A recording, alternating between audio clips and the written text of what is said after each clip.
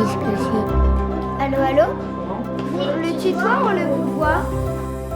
Vous allez bien? Ouais.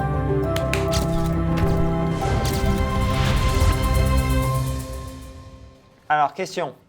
Ça fait quoi de se retrouver face à des enfants? J'aime bien être avec vous, parce que vous avez toujours des questions hyper intéressantes, qui sont hyper simples, que plein de gens voudraient poser, mais qu'ils n'osent pas poser. Parce que tu sais, quand tu grandis, il y a des questions, tu n'as plus le droit de les poser. C'est comme ça, on ne sait pas pourquoi.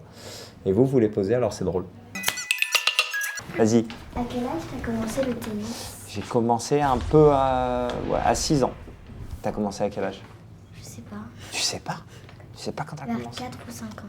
Qui a commencé plus tôt que ça? Bah, Quel âge? 3 ans. 3 ans. Et tu te rappelles que tu jouais quand tu avais 3 ans? C'est incroyable. J'ai écrit mes questions hier soir. Qu'est-ce que tu ressens dès que tu gagnes un match? Alors, beaucoup de satisfaction, parce que c'est difficile. Tu vas gagner plein de matchs parce que tu es jeune et que tu progresses et que c'est comme ça. Et puis, il arrive un moment où, sur le circuit, étonnamment, quand tu en fais ton métier, tu en gagnes plus beaucoup. Donc, quand tu gagnes un match, je peux te dire, tu es très content. Parce que très souvent, tu perds. Toutes les semaines, tu perds. Et même si d'un côté, tu es un très bon joueur de tennis très fort, bah, tu vois, tu fais des matchs, t'en gagnes, t'en perds, t'en gagnes, t'en perds. Donc, tu t'entraînes beaucoup pour ça et c'est une jolie récompense. Vas-y, Palom. Si tu devrais faire un métier où tu ferais du sport à part le tennis, qu'est-ce que tu ferais? Aucun. J'ai toujours voulu jouer au tennis. Je voulais pas faire d'autres sports. Depuis que j'étais tout petit, j'ai dit, moi, je veux être joueur de tennis. Je vais te demander des questions à Gilles Simon. Ouais, toi. À l'école, tu faisais des bêtises ou tu faisais pas de bêtises? Il y a une caméra, hein, c'est difficile de répondre. J'en faisais plein. J'en faisais beaucoup.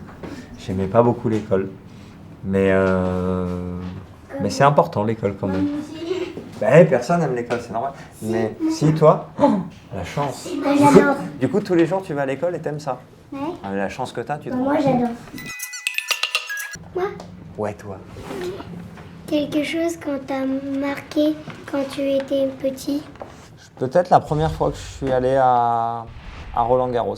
J'avais jamais vu des joueurs professionnels, tu sais, jouer de près. Tu les vois à la télé, tu vois, tu regardes à la télé, tu regardes les joueurs, tu les vois et donc tu as l'impression que tu les as tout le temps vus jouer. Mais quand tu les vois très très près, tu vois, juste derrière le terrain, c'est très différent. Et ça m'avait beaucoup impressionné. C'est celui qui lève le doigt le plus haut, c'est ça? C'est comme ça qu'on joue? Vas-y. Tu fais combien d'heures de physique par semaine? Trop et pas assez. Trop parce que j'en ai marre. Pas assez parce qu'il faudrait que j'en fasse plus. En quoi t'en as marre? Parce que je vieillis un peu. Je vais avoir 35 ans. On dirait pas, t'as vu, je suis hyper jeune. Oui, on dirait 20. C'est jeune, mais quand tu joues au tennis, c'est plus si jeune. Du tout. Et donc, ça devient difficile de me mettre en forme. Et donc, il faut que je passe de plus en plus de temps dans la salle pour... tu sais, soigner les petits bobos, me préparer, être sûr que mon corps soit prêt, parce que c'est plus comme... ouais, toi, tu te lèves le matin, tu dis j'ai envie d'aller courir, tu vas courir. Tu comprendras plus tard. Je vais interviewer Gilles Simon et son stress. Vas-y. Qui est ton meilleur copain en joueur de tennis français? Le meilleur copain, c'est Gaël, mon fils. Parce qu'on a grandi ensemble. Parce qu'on était ensemble en sport-études quand on était jeunes et qu'on s'est toujours très bien entendu et que, voilà, on s'entend super bien. Ça aide avec les filles d'être tennisman? Ça aide avec les filles? Je sais pas, t'aimes bien toi les tennisman? Bah oui, ça va. Bah oui, c'est Nazar. Est-ce que ça aide avec les... J'imagine, peut-être, mais je sais pas. Je suis pas une fille. Donc je peux pas te dire. Vas-y. Est-ce que tu as déjà cassé une raquette? Bien sûr. Pourquoi c'est drôle? T'as fait exprès? T'as fait... Ah oui, j'ai fait exprès. Parfois, j'étais pas content. Puis après, tu apprends à te calmer. Mais même encore aujourd'hui, il y a des moments... C'est énervant comme sport, non, quand même? Tu trouvais pas ça énervant? Non. Bah quand tu fais parfois quand J'ai pas dit que c'était pas bien. J'adore jouer. Mais il y a plein de moments où tu rates. C'est pénible de rater. T'essayes, là, tu veux la mettre et elle va pas où tu veux. C'est hyper énervant. Tu peux me donner un conseil pour le service? Un conseil pour le service. Très bien, je vais te donner un conseil pour le service. Tu prends ton temps. Le service, c'est le seul coup où c'est toi qui décides quand tu joues. Tu vois, il n'y a pas une balle qui t'arrive où tu te dis, elle va arriver là, il va falloir courir, il va falloir... Là, tu as le temps. Et souvent, on ne prend pas le temps. On arrive, on se dit, bon, c'est le service, j'ai 2 balles, poum, je la rate, et envoie-moi une autre balle, hop, poum, je la rate encore, alors que tu as le temps. Donc, je te dirais toujours, prends ton temps.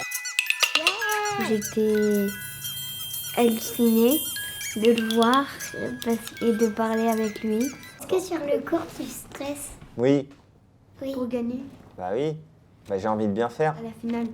Ouais, même pas la finale, hein, même le premier tour. Tu sais, moi, je stresse moins en finale qu'au premier tour, presque. Ça a toujours été comme ça. Au début, ça me fait un peu plus peur. Vas-y. Hein. Qu'est-ce que tu dis dès que l'autre joueur contre qui tu joues te mène? Bah, j'essaie de faire du mieux possible.